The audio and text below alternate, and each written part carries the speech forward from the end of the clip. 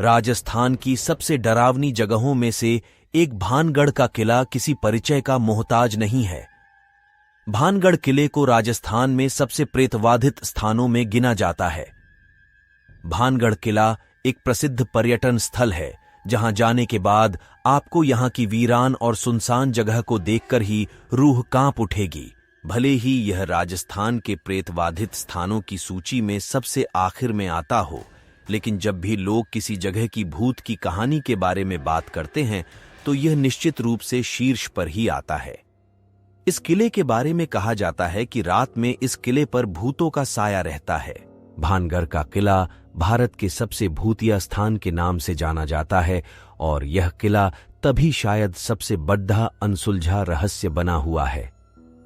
रहस्यमय होने की वजह से यह जगह कई लोगों का ध्यान अपनी ओर खींचती है। अधिकांश लोगों का मानना है कि भानगढ़ किला भूतिया है और इसके अनेकों किस्से की वजह से लाखों लोग यहां घूमने की इच्छा रखते हैं।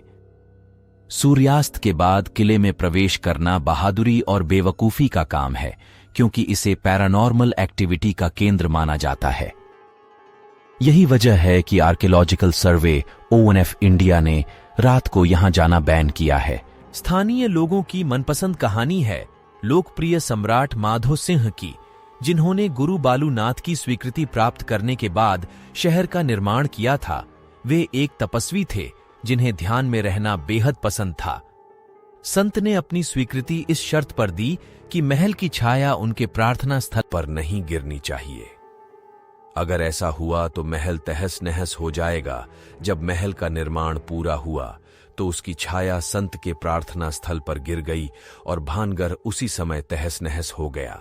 संत के क्रोध को झेलने के बाद भानगढ़ तुरंत एक शापित शहर में बदल गया और इसे फिर से नहीं बसाया जा सका, क्योंकि इसमें कोई भी संरचना कभी भी जीवित रहने में कामयाब नहीं हुई।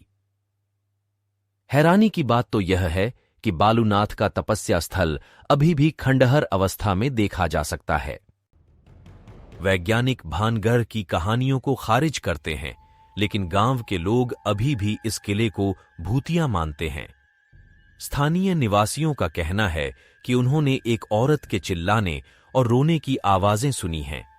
साथ ही उनका कहना है कि किले से संगीत की आवाजें भी आती हैं और कभी-कभी उन्हें परछाइयां भी दिखाई देती हैं। कुछ लोगों को लगता है कि कोई उनका पीछा कर रहा है और उन्हें पीछे से थप्पड़ मार रहा है। वहां से अजीब सी गंध भी आती है, ऐसा स्थानीय निवासियों का कहना है। इन्हीं कारणों की वजह से सूर्यास्त के बाद दरवाजे बंद हो जाते हैं और किले में एंट्री बिल्कुल बैन हो जाती है। हालांकि यह कहानियां मनगढ़ंत हैं या असल, इस बारे में तो कोई कुछ भी नहीं कह सकता।